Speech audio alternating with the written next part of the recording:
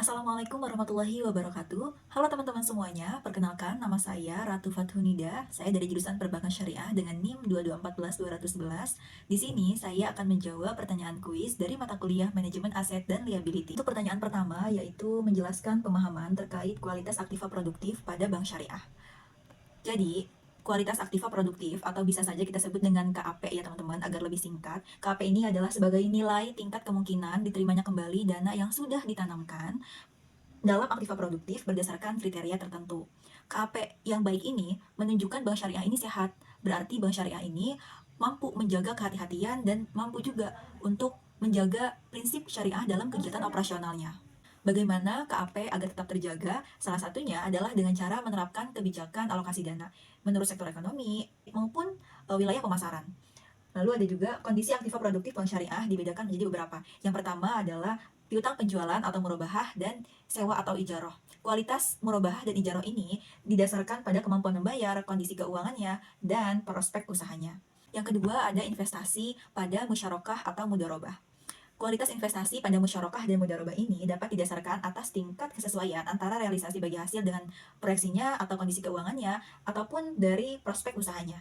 Lalu teman-teman ada tingkat ketertagihannya dari kualitas aktiva produktif ini. Yang pertama itu ada lancar, lancar jaya nih. Kita sebut dengan kolektabilitas 1. Lalu yang kedua, dalam perhatian khusus atau DPK, itu termasuk atau kita sebut dengan kolektabilitas 2. Yang ketiga ada kurang lancar, ini mulai ngap-ngapan ya. Kurang lancar, itu kita sebut dengan kolektabilitas 3. Lalu ada juga diragukan, mulai diragukan kita sebut dengan kolektabilitas 4.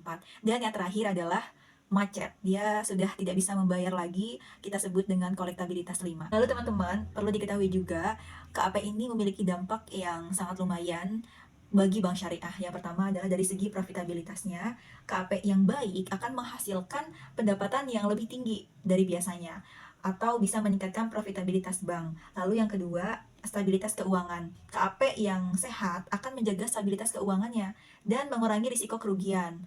Yang ketiga, ada pertumbuhan bisnis. KAP yang baik itu dapat mendukung pertumbuhan bisnis bank syariah melalui penyaluran pembiayaan yang produktif tentunya.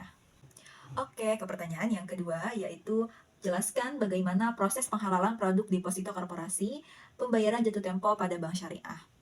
Jadi, produk deposito korporasi pada bank syariah yang jatuh tempo dihalalkan dengan akad mudharabah bagi hasil atau wakalah bil ujroh, perwakilan dengan imbalan, yang dimana keuntungan atau bagi hasilnya ini sesuai dengan nisbah antara bank dengan nasabah yang telah disepakati di awal.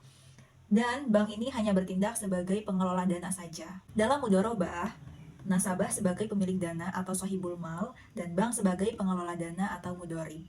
Dana deposito yang dikelola oleh bank syariah akan diinvestasikan pada usaha-usaha yang sesuai dengan prinsip syariah, yaitu usaha yang halal dan tidak bertentangan dengan nilai-nilai Islam. Nisbah bagi hasilnya pun yang telah disepakati di awal pembukaan rekening. Lalu, pada saat jatuh tempo, nasabah ini berhak untuk mengambil depositonya beserta bagi hasil yang telah disepakati. Baiklah, cukup sekian jawaban dari kuis mata kuliah Manajemen Aset dan Liability dari saya. Wassalamualaikum warahmatullahi wabarakatuh. Terima kasih.